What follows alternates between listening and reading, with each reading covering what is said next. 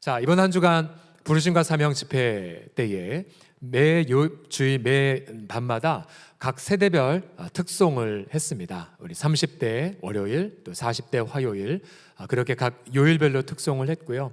또 원래 계획한 건 아니었지만 또 그 세대의 가장 절실한 기도 제목을 함께 듣고 기도하는 시간도 가졌죠.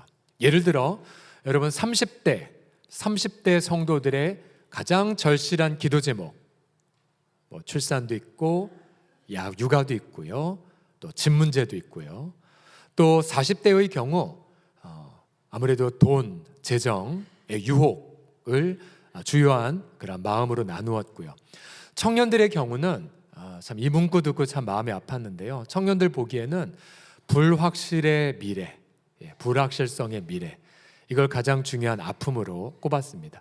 또 세대가 또 50대, 60대로 될수록 자녀 문제, 또 건강, 특별히 내 인생의 어떤 종국적 사명을 향한 기도 제목들이 많이 있었죠. 여러분 보게 되면 각 세대별로 다 저마다 어려움들이 다 있으세요. 그리고 때론 그 어려움이 큰 폭풍으로 우리 인생을 흔들 때가 종종 있습니다. 오늘 본문에 보시면 제자들도 큰 폭풍을 만났죠. 여러분 성난 물이 배 위를 가득히 채웠고, 그래서 배는 금방이라도 뒤집어지고 침몰할 것 같았습니다. 하지만 예수님은 그 난리통에 지금 무엇 하고 계십니까? 38절에 보시면 예수께서는 고물, 이물은 배 앞을 뜻하고요, 고물은 배 뒤편, 그러니까 물이 고이는 곳, 이곳에서 베개를 베고 주무시고 계셨습니다. 베개를 베고 곤히 주무시다. 제자들은 이제 죽는데 소리쳤지만 예수님 너무나 평안히 주무셨어요. 제자들은 예수님을 보고 급기야 크게 소리쳤습니다. 아마 원망을 하면서 이렇게 말했어요. 38절 하반절 보시면 제자들이 예수님을 깨우며 이르되 선생님, 우리가 죽게 된 걸 돌보지 아니하십니까? 사실 우리 인생도 마찬가지이죠. 우리가 어떤 인생의 폭풍을 겪게 되면 내가 가려는 목표점이 사라지게 되고요, 또 인생 좌초를 또 겪게 되기도 하고, 또 우리 인간관계에 금이 가기도 하고, 때로는 갈등과 원망의 비바람이 내 마음을 쓰리게 할 때도 있습니다. 특별히 우리 대한민국이 정말 전후 이후에, 6.25 이후에 정말 잘 살게 된 건 사실이지만, 그러나 잘 살수록 마음의 질병은 더 심해집니다. 제가 이번 주에도 거의 매일 하나씩 들었어요. 우울증으로 고생하고 있습니다. 심지어 어제도 제 정말 후배인데, 정말 신실한 분이신데 공황장애로 지금 약 먹고 있다라고 그렇게 말씀하셨어요. 마음의 폭풍은 오히려 더 심해지는 것 같습니다. 그래서 저마다 겉보기엔 눈물을 웃는 것 같아도 마음속엔 전부 다 피눈물들이 많으신 것 같아요. 과연 이런 인생 폭풍의 해법은 무엇이겠습니까? 오늘 본문을 통해서 인생 폭풍에 대한 레슨을 같이 나눠보도록 하죠. 우선 첫 번째의 과제는 이것입니다. 다 같이 따라해 주십시오. 돌보심을 굳게 믿으라 라고요. 시작. 돌보심을 굳게 믿으라. 돌보심. 폭풍 속에서도 우리 주님이 우리를 돌보신다는 것을 굳게 믿으셔야 됩니다. 38절에 보시게 되면 다시 보세요. 제자들의 원망, 선생님, 우리가 죽게 된 걸 돌보지 아니하십니까? 여기서 죽다라는 히라버 본문은 멸망하다라는 뜻입니다. 즉 제자들은 이제 자신들이 망할 것이라고 단정했죠. 하지만 예수님은 주무시고 계셨고, 그래서 제자들은 오해했습니다. 예수님은 우리들을 돌보지 않는구나 라고요. 제자들은 바로 앞에서도 하루 온종일 정말 은혜 충만한 예수님 말씀을 들었고요, 그 배에서. 또 그 전에는 예수님의 병자도 치유하고 귀신도 쫓아내는 걸 목격했습니다. 이 정도면 정말 충만한 상태여야 하지만, 그러나 제자들 막상 본인들이 힘든 일을 겪자 믿음 하나도 없었습니다.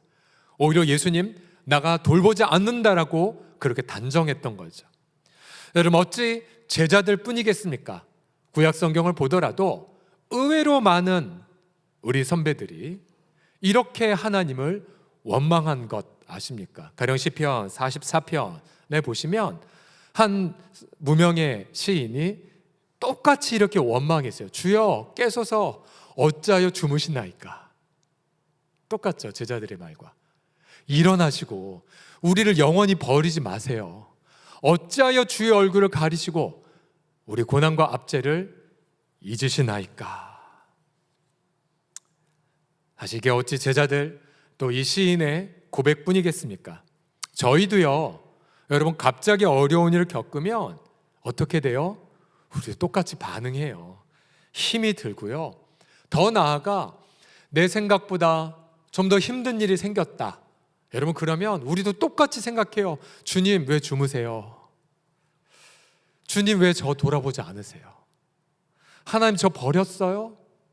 그래서 주님이 나를 버린 것 같다는 생각 때문에 더 힘들게 되죠. 그렇죠? 여러분 혹시 여러분 중에서 나는 그래도 적어도 인생 중에 단 한 번도 주님이 날 버렸다고 생각한 적은 단 한 번도 없다는 분, 그런 분이 있으시면 어떻게 표현하죠? 그러면 손가락에 장을 지시나요? 그런 분은 아마 없으실 겁니다. 하지만 예수님은 폭풍 속에서 제자들을 돌보지 않는 게 아니었어요. 예수님이 어떻게 제자들을 돌보셨습니까? 39절 힘차게 읽어보겠습니다. 시작.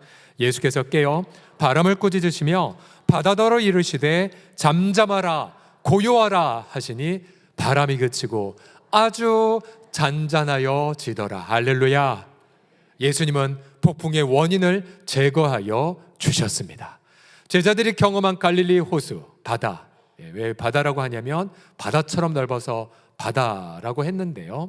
아마 이런 광경이겠죠. 제가 몇 가지 사진 검색해 보니까 두 가지 사진이 보였는데요. 자, 이스라엘의 갈릴리 호수. 사진은 잘 보이지만 세 명이 이 평평한 배를 타고 천천히 가고 있어요. 마치 거울 같은 바다. 제가 단기선교 답사차 울릉도 갔을 때 겪었는데요. 진짜 바다가 거울처럼 정말 미끄러질 때 이럴 때가 있더라고요. 아주 평안한 상태. 또 다음 사진 보시면 주변 아름다운 꽃과 자연 풍광과 어우러져서 너무나 그 평강을 누리는 상태. 그 상태. 여러분 이때 제자들은 두 가지 감정이 교차했을 거예요. 아, 감사하다라는 것과 더불어 아니 그것보단 이 고백이요. 아, 부끄럽다. 예수님이 이렇게 응답 줄 거 알았으면 원망 안 할 걸. 선생님 죄송해요라고 했을 가능성이 많습니다. 사실 저희도 마찬가지잖아요. 뭔가 힘든 일 겪었을 때, 저도 전에도 예전에 얘기했던지만 정말 가난한 신학생이 장가들어 결혼하고 났을 때 그때 하나님 앞에 회개했어요. 왜냐하면 저도 다른 거 막 열방을 뒤흔든 믿음은 있었는데 약간 과장부터해서 제가 결혼할 수 있을 거란 믿음은 없었거든요. 안 생기더라고요. 아버님 병져 누워있지, 어머님 힘드시지.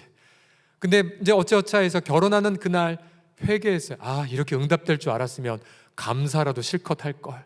감사 별로 못했거든요. 그러니까 저도 돌보는 믿음이 없었어요. 사실 여러분 지난주에 한 주간 부르심과 사명 집회 기간 동안에 장신교회를 담임하신 유상섭 목사님, 종신대학교 다닐 때 신학학 담당 교수님이셨거든요. 네, 교수님 또 우리 목사님이 이런 고백을 사석과 집회 중에서 말씀하셨어요. 뭐냐면 저는 제가 행복한 것처럼 우리 성도들도 행복하기를 원한다라고 말씀하셨어요. 행복의 근거가 뭐냐면 아버지 하나님의 사랑받는 자녀가 된 것. 어째 그 목사님이라고 풍파를 겪지 않았겠습니까만 그러나 그 목사님의 가장 행복의 원천은 제가 그 얘기 들었을 때 제가 지난주에 설교한 것과 결이 같아서 너무 감사했었어요. 아, 성령 하나님이 우리 공동체에게 계속 이 부분을 말씀하시는구나. 그러면 그게 뭐예요? 이 음성을 듣는 거죠. 성부 하나님이 예수님이 하셨던 음성이요. 내가 너를 사랑하노라, 내가 너를 기뻐하노라. 그런데 예수 만난 우리 행복이 뭐예요? 똑같이 우리에게 말씀하세요. 예수 믿는 너 사랑하는 경철아, 내가 너를 기뻐해. 내가 너를 사랑해. 여러분, 우리가 이 사랑과 기쁨을 들으면 이런 반응을 해요. 주님, 이번 주에도 죄 많이 졌어요. 주님, 사명 잘 못 감당했어요. 잘 헌신 못 했는데요. 반대로 조금 여러분 순종한 것 같으면 내가 순종해서 이런가 보다. 내가 봉사해서 그런가 보다 라고 착각하죠. 아니에요, 여러분. 여러분이 어떻게 사는 거에 따라서 사랑하고 기뻐하시는 게 아니에요. 여러분, 그 아들이 예수님이 우리를 위하여 죽으시고 부활하셨기 때문에 예수님을 믿는 여러분들의 그 믿음 보시고 똑같이 내가 너 사랑해, 내가 너 기뻐해, 내가 너를 향한 사랑과 기쁨의 근거는 네가 아니야, 내 아들의 순종과 내 아들의 피란다. 여러분, 믿으십니까? 여러분, 그 행복 하나님 아버지가 자기 아들을 대신 멸망시키신 거잖아요. 우리 영혼이 멸망하지 말라고. 그 아버지 하나님을 믿기 때문에 우리는 폭풍 속에서도 담대히 외칩니다. 주님, 주님은 나를 돌보심을 믿습니다 라고요. 먼 훗날 사도 베드로가 베드로전서 5장에서 이렇게 후배들에게 부탁했어요. 5장 7절 보시면 너희 염려를 다 주께 맡겨라. 이는 그가 너희를 어떻게 해요? 돌보심이라. 아마 베드로가 갈릴리 호수에 있었을 땐 앞장서서 예수님께 왜 저를 돌보지 않습니까? 아마 삿대질 했을 거예요. 하지만 그 똑같은 베드로, 믿음 하나도 없던 베드로가 고난 중에 연단되고 시련 중에 낮아져서 마침내 그가 순교 직전에 썼던 편지 보면 여러분들 염려 다 주께 맡기세요. 주님이 우리를 돌봐주세요. 그러면서 본인 회고했겠죠. 제가 예전엔 이런 믿음이 없었어요. 폭풍 만나서 예수님 되게 많이 원망했죠. 부끄러웠죠. 하지만 이제 우리 감옥에도 갇히고 이제 곧 순교할 날이 다가오지만 걱정 마세요. 주님은 우리를 죽음 너머에서까지 우리를 돌보십니다 라고 베드로가 장엄하게 말했을 거예요. 여러분, 우리의 폭풍 가운데에 여러분의 믿음을 한번 돌이켜 보십시오. 저와 여러분 대부분은 많이 불합격해요. 잘 믿지 않아요.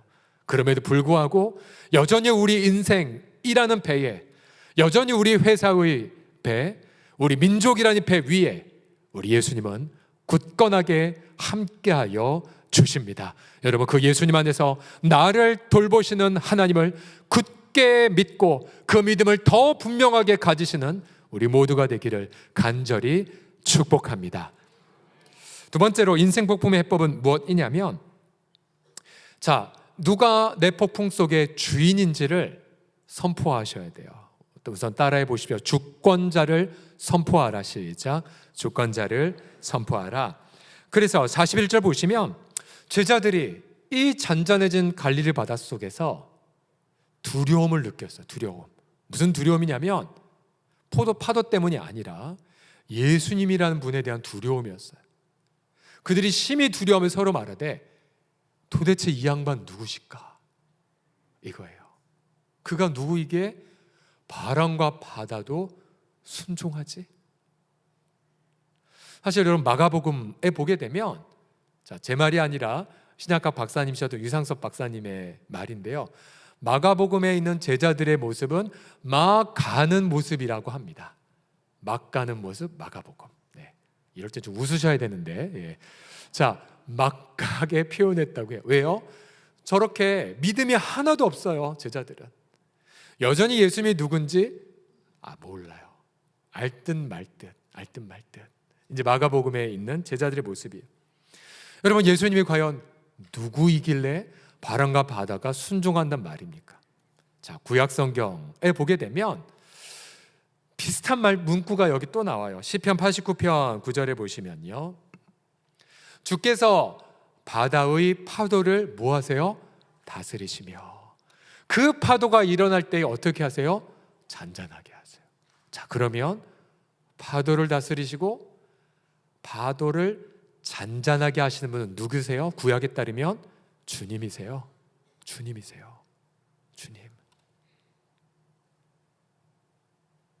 그럼 많은 사례들이 떠오르지 않습니까? 가령 주님이 자기의 백성을 구출하기 위해 홍해를 가르시고 묘단강을 멈추시고 광야에서 샘물을 솟게 하시고, 바로 그 주님, 구약의 그 주님. 우리가 지난주에 마태복음은 이렇게 예수님을 소개했죠. 마태복음 1장 1절 다시 복습하시면, 아브라함과 다윗의 자손 예수 그리스도의 족보라. 예수님은 다윗과 아브라함의 언약을 성취하게 오신 분.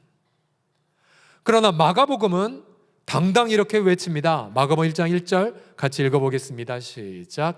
하나님의 아들 예수 그리스도의 복음의 시작이라. 아멘. 예수님을 누구라고 선포합니까? 하나님의 아들, 하나님의 아들. 자, 여러분, 하나님의 아들이란 어려운 개념이 아니에요. 여러분, 소의 아들은 뭐죠? 송아지. 개의 아들은 강아지. 인간의 아들은 인간이죠. 하나님의 아들은 하나님이에요. 하나님. 그런 뜻이에요. 하나님이라는 뜻이에요. 심지어 그 당시 로마 제국 시대 때에, 무시무시한 네로 황제가 통치하던 시대에, 그 당시의 소설 모든 작품에 보게 되면 네로 황제를 뭐라고 표현한 줄 아십니까? 하나님의 아들, 그러니까 제우스의 아들, 구세주 네로 황제, 무릎을 꿇어라. 그런데 나사렛에 있는, 그리고 로마의 속국이었던 유대인, 이름도 듣도 못한 곳에 있는 출신의 예수? 근데 그를 향해 순교하기까지 고백한 자들, 뭐예요? 바로 예수님이 하나님의 아들이란 고백. 여러분, 저 첫 장의 고백은 우리 초대교회 성도들이 피를 흘리며 고백한 고백이에요.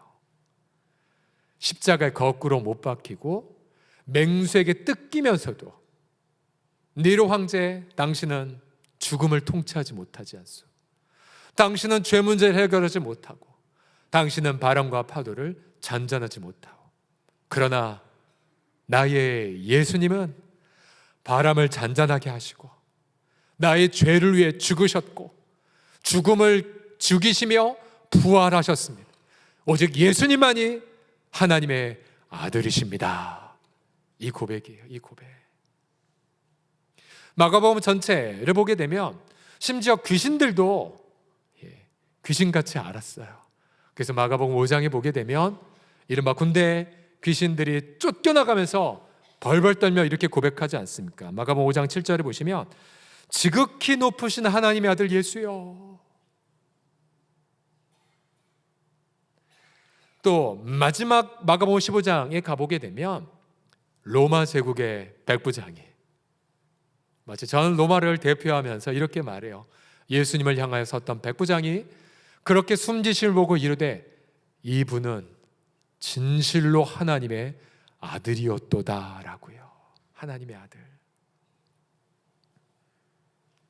결국 여러분이 폭풍 속에서 오히려 하나님의 아들의 영광을 경험하게 됩니다. 진짜 내 인생의 주권자가 누구인가? 내 생명을 주관하실 분이 누구인가? 그건 직장 상사도 아니고요, 여러분의 배우자도 아니세요. 진짜 주권자가 누구인가? 바로 이 고백을 폭풍 중에 하셔야 됩니다. 근데 사실 이런 질문을 떠올리죠. 아니, 왜 폭풍과 바다가 예수님을 집어삼킬 듯 공격했을까? 사실 잠시 신학적으로 보면 하나님의 형상대로 아담과 하와를 창조하셨고 모든 피조물을 맡기셨어요. 하지만 인간이 죄를 범하자 인간이 하나님을 반역했고 짐승이 인간을 물어뜯고요. 그래서 여러분, 모기가 요즘 여러분들을 문다면 회개하셔야 됩니다. 그래, 내가 아담 안에서 타락했기 때문이지. 또 이런 환경 위기, 전지구적인 재앙, 전부 다 인류의 대표인 우리가 죄를 범했기 때문이죠. 하지만 바람과 파도가 극심해도 예수님은 전혀 두려워하지 않으셨어요. 자, 그 폭풍 속에 왜 예수님이 주무셨을까? 우선 하루 온종일 설교하셨으니까 피곤하셨겠죠, 인간적으로. 하지만 여러분 테스트 해보세요. 오늘 새벽 3시쯤에 여러분 옆에 있는 남편 보고 테스트입니다. 불이야! 라고 해보세요. 그래도 주무시나? 그런데 주무시면 진짜 아프시던지 뭔가 문제였을 거예요. 예수님 안 일어나셨어요. 폭풍 속에서도. 왜요? 폭풍과 파도가 자신을 해치지 않을 걸 아셨기 때문에 그래요. 왜요? 피조물은 창조주를 어찌하지 못하거든요. 아무리 홍제천이 범람해도 여러분 6층 7층에서 보십시오. 느긋한 마음으로 홍제천아 범람해도 나는 끄떡없다. 오히려 여유를 갖죠. 만약 제자들이 예수님을 깨우지 않았다, 어떻게 됐을 것 같습니까? 1번 침몰됐다. 2번 바다가 잔잔해지고 목적지에 평안히 도착했다. 그리고 예수님 앞에 칭찬받았다. 보통 정답은 긴 게 정답이죠. 2번이에요.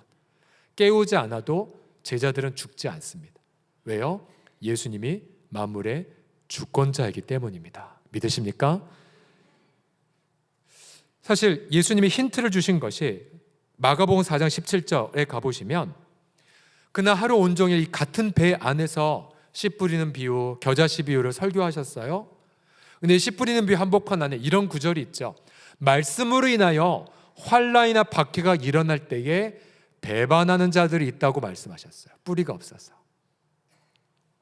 그런데 저 말씀은 무슨 뜻이냐면요, 내가 예수님 만나면 어려운 일 생기다 이런 뜻이 아니에요. 저 말씀 무슨 말이냐면 어떠한 환난이 일어나도 말씀의 통치 안에 있다는 뜻이에요.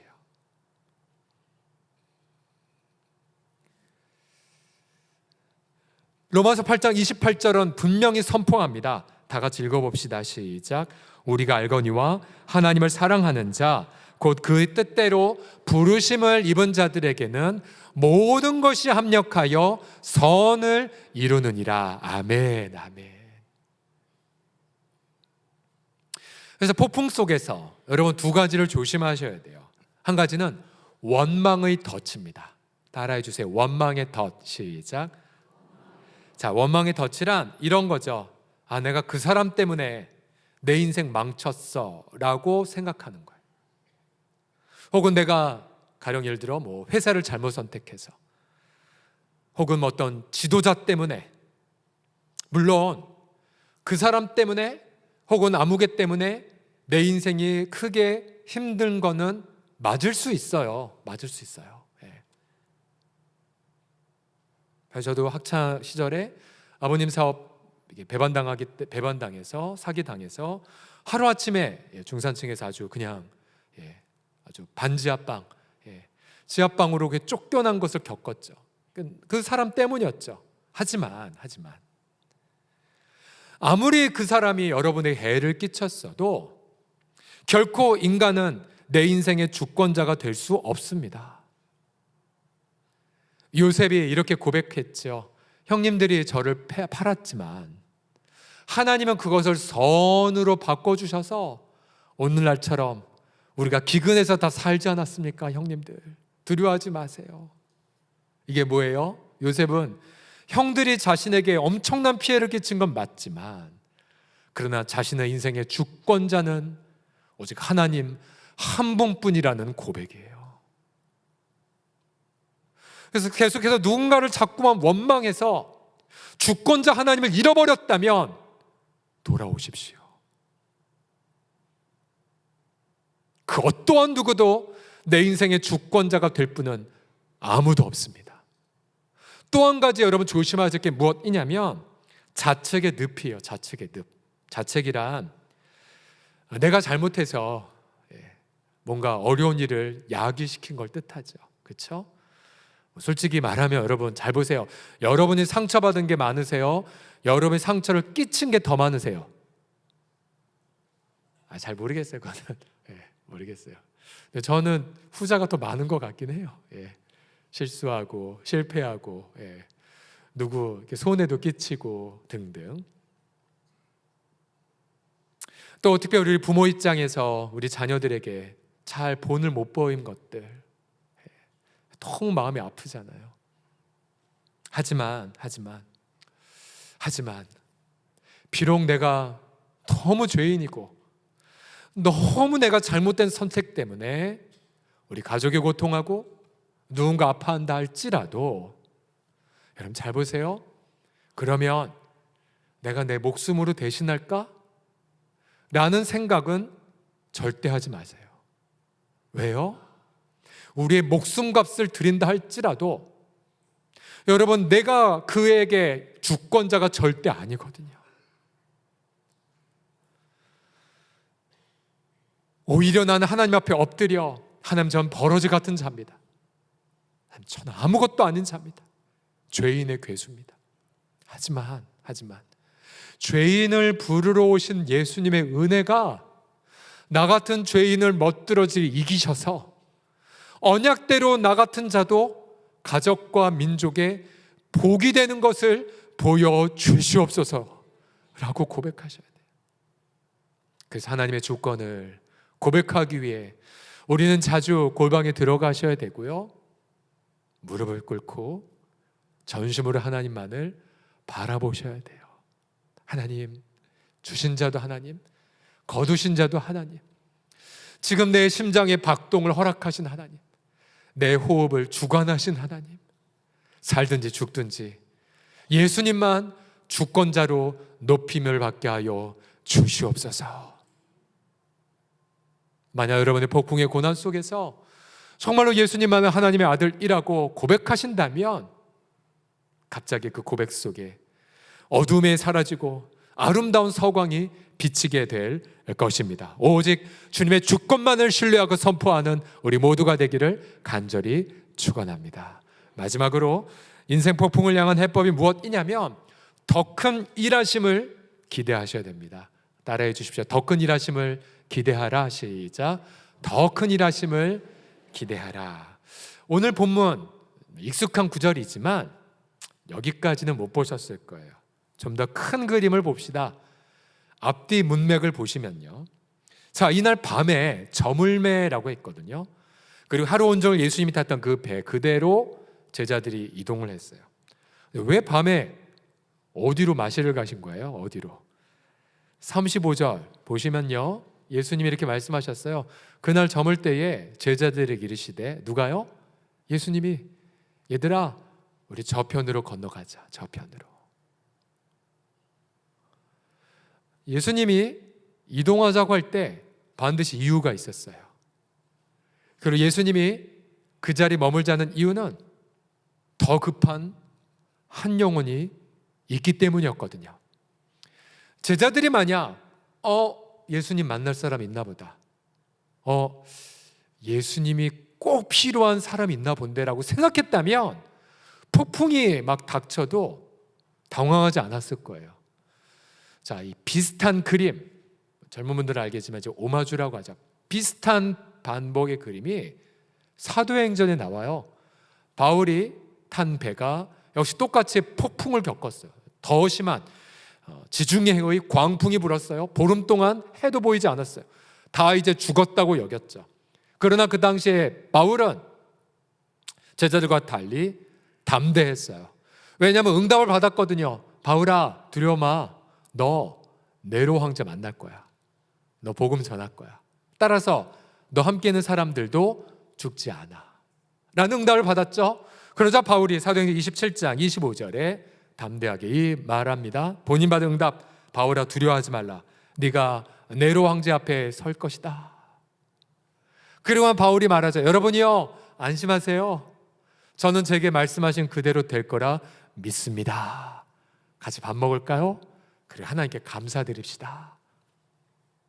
비록 배는 다 깨어졌지만 바울과 함께 모든 사람 다 한 명도 죽지 않았습니다.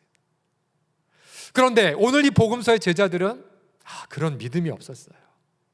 분명 예수님이 우리 건너편으로 가자 했을 때 라고 했었어야 되는데, 사실 여러분, 우리 인생을 보게 되면 여러 폭풍들, 예를 들어서 갑자기 집주인이 방 빼세요 라고 말할 때도 있고, 여러분 갑자기 안정된 자리를 쫓겨나다시피 할 때가 있어요. 우리 자녀들의 진로와 진학, 정말 아두캄캄할 때가 종종 있죠. 폭풍. 하지만 기억하세요. 폭풍이 여러분을 어찌하는 것이 아니라 폭풍 이전에 얘들아, 우리 저기로 갈까? 저기로 갈까? 주님의 말씀이 먼저 있었다는 그 사실을요. 그래서 여러분, 옛날 우리 믿음의 찬송가를 보게 되면 이 기가 막힌 구절이 있죠. 이 가사 여러분 기억나십니까? 이 풍랑이 나여 나 어떻게 해요?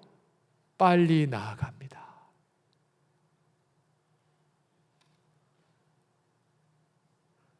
오늘 본문에서 폭풍이 끝나고 나서 제자들 지금 어디 당도했나? 5장 1절 2절 보십시오.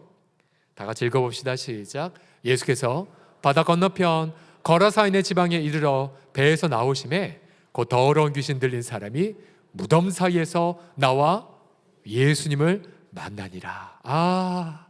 이 사람 때문이었어요. 이 한 사람. 이 사람 귀신 들린 사람이었고요. 날마다 돌로 자기 살에 피를 내는 사람, 낮이고 밤이고 소리 지르는 사람, 쇠사슬에 묶었는데 쇠사슬을 끊는 사람, 집에 살 수 없는 사람, 가정이 파괴된 사람, 아무도 치유할 수 없는 사람이었어요. 예수님은 그를 보셨고 이 사람을 만나기 위해 폭풍을 가로질러 가셨던 거예요. 이 사람 때문이었어요. 이 사람. 결국 이 사람이 예수님의 능력으로 치유받고 귀신이 떠나가자 예수님이 이 친구에게 말했죠. 마가복음에 보게 되면 이렇게 말합니다. 집으로 돌아가 주님이 내게 어떻게 큰 일을 행하셨는지 너를 불쌍히 여기신 것을 보고 싶은 가족에게 말해다오. 그러자 이 사람이 돌아가서 예수님이 제게 이렇게 행하셨어요 라고 동네방네 전하면서 주님을 전하는 사람이 되었습니다. 저게 중요한 키워드가 큰 일이죠. 큰 일. 앞서 제자들은 큰 광풍을 만났거든요. 그런데 예수님은 큰 일을 성취하셨어요. 여러분, 결국 우리 이렇게 도식화를 시도할 수 있어요. 여러분이 큰 광풍을 만났습니까?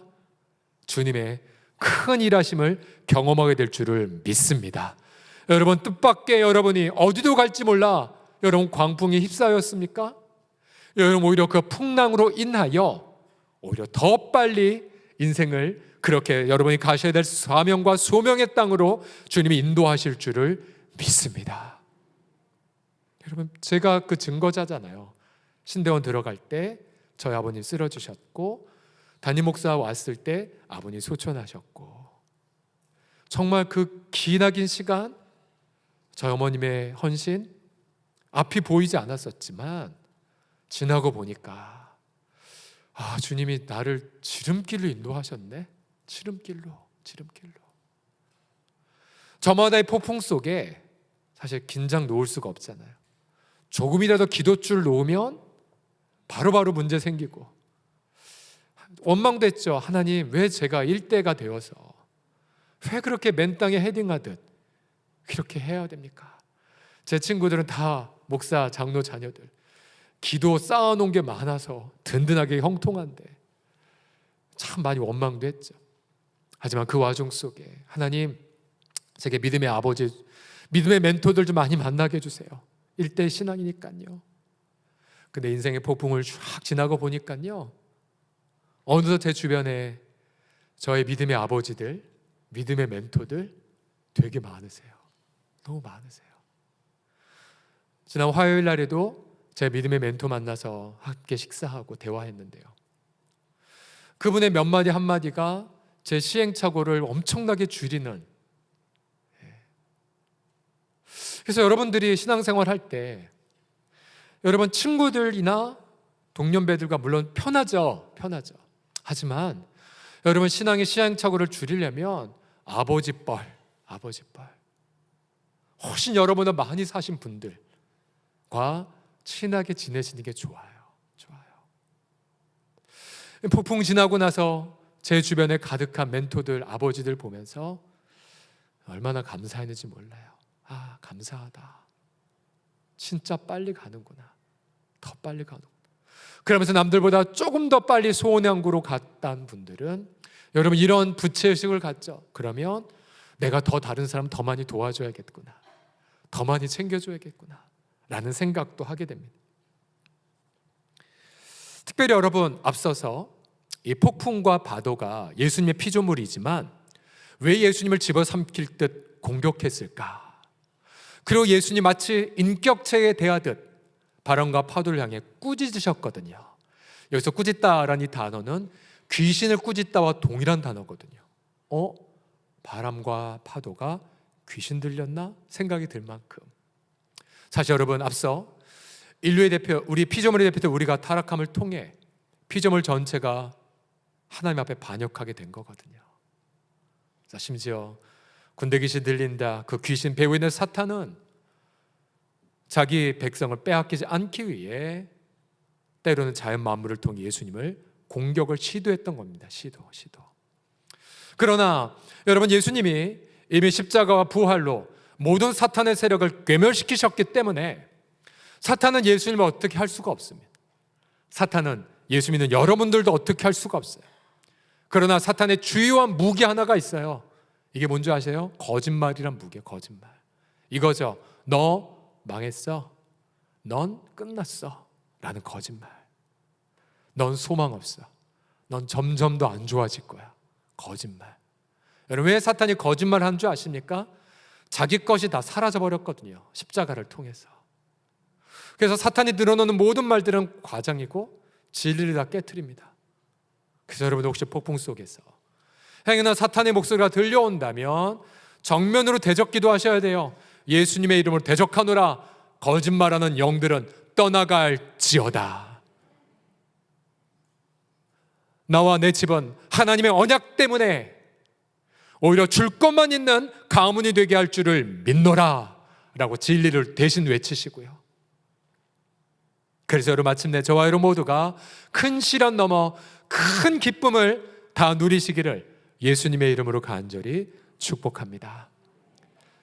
좀 더 확대해서 지금 큰 폭풍을 겪고 있는 몇 군데 부분이 있어요. 예를 들어 노숙인들에게 복음과 사랑을 증거하는 참 좋은 친구들, 지금 몇 개월째 빵과 그리고 복음을 못 전하고 있지만 쫓겨났던 그 과정 속에 사채업자가 불법을 저지른 게 드러나서 지금 법정 투쟁 중에 있어요.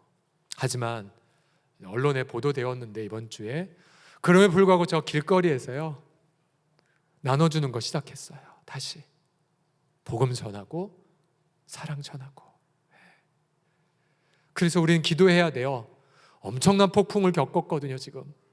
그럼에도 불구하고 하나님, 노숙인들에게 복음과 사랑을 증거하는 이 일에 오히려 하나님의 큰 일하심이 이루어지게 하여 주옵소서. 기도해 주셔야 돼요.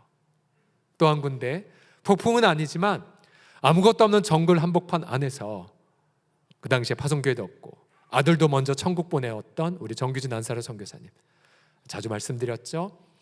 지금 학생 수가 750명, 850명까지 가고 있고요.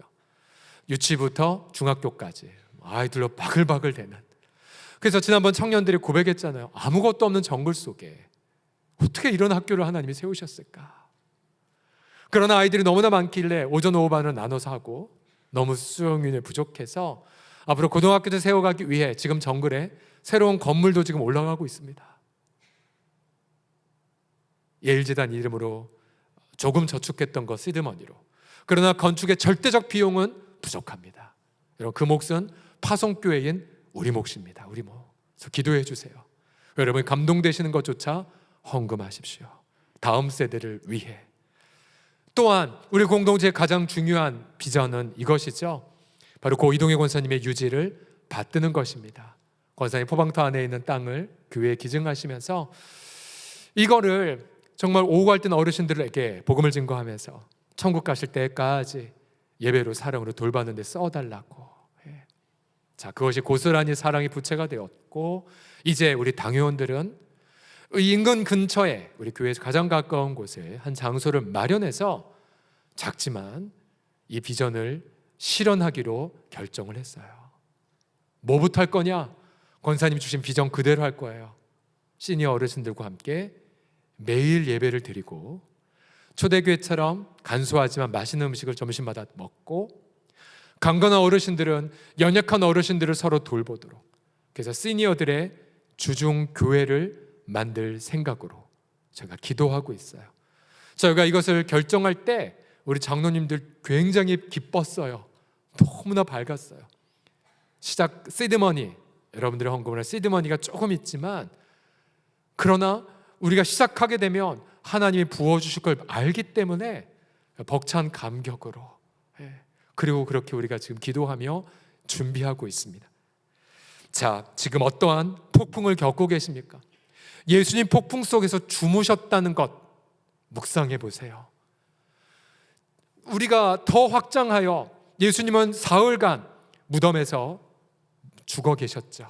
장사되셨죠. 그러나 그것은 패배가 아니었어요. 오히려 장사되심을 통해 죄 문제를, 사망의 문제를, 사탄의 문제를 해결하셨고, 그래서 누구든지 죽으신 예수를 모시는 자는 인류가 수천 년 동안 고통했던 그런 사망과 그런 모든 죄의 문제들을 해결받고 바로 저 천국으로 아름답게 인도함을 받을 것입니다. 바로 그 예수님을 굳게 믿고 하나님의 더 큰 일하심을 기대하고 사모하는, 늘 경험하는 저와 여러분 다 되기를 주의 이름으로 간절히 축복합니다. 우리 예수님 앞에 감사의 박수 올려드립시다. 아멘.